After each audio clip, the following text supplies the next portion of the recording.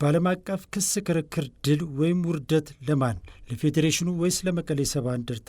ሰላም ጤና ይስጥልን የብስራት ቤተሰቦች፣ ዛሬ ውጤትን ብቻ ሳይሆን ከውጤት ባሻገር ያለውን የኢትዮጵያ እግር ኳስ ትልቁን የሕግ ፍልሚያ እንመረምራለን።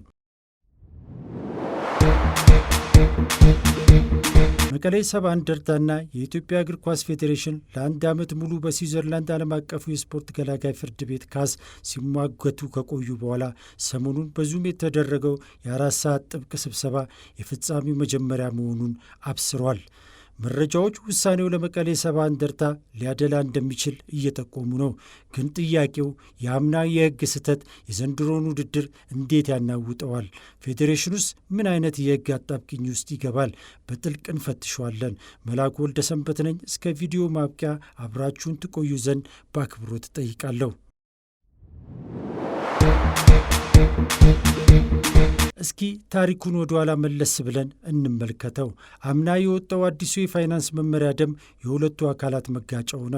ፌዴሬሽኑ መቀሌ ሰባ እንደርታ ለተጫዋች አብስራ ተስፋዬ ከመመሪያ ውጭ ክፍያ ፈጽሟል በሚል የ3 ሚሊዮን ብር ቅጣት ጣለ። ክለቡ በበኩሉ እኔ አልከፈልኩም፣ ጥፋተኛ ካልሆንኩ ለምን እቀጣለሁ በሚል ያቀረበው ይግባኝ በፌዴሬሽኑ ውድቅ ተደረገ።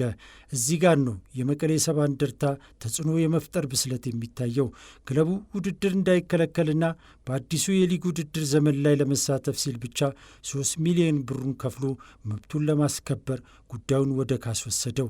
ይህ የሚያሳየው ክለቦች አሁን ላይ በፌዴሬሽኑ የውስጥ አሰራር ላይ ያላቸው እምነት መሸርሸሩንና ወደ ዓለም አቀፍ ተቋማት የሚሄድ ድፍረት እያገኙ መምጣታቸውን ነው። ለመሆኑ የፋይናንስ ሕግን መጣስ በሌሎች ሀገራት የሚያስከትለው ከፍተኛ ቅጣት ምንድን ነው?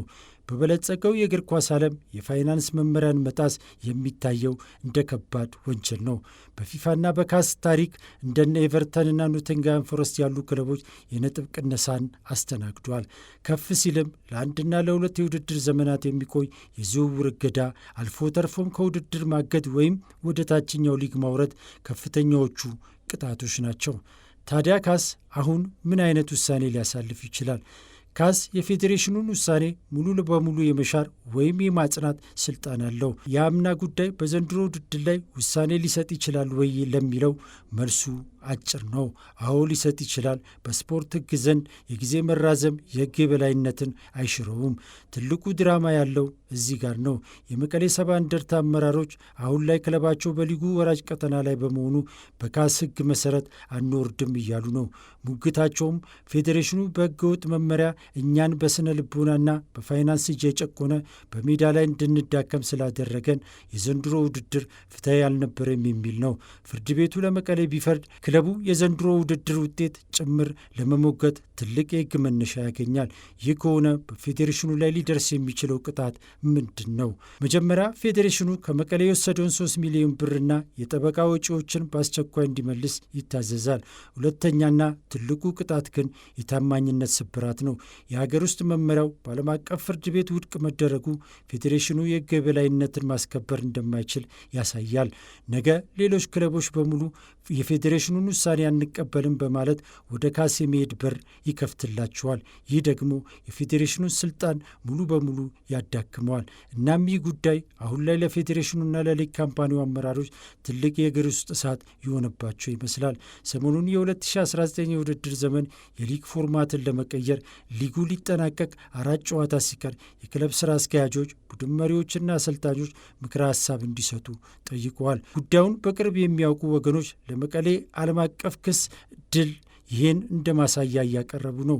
ሽንፈትን ለመሸፈን የሚደረግ ሩጫ እያሉትም ይገኛሉ።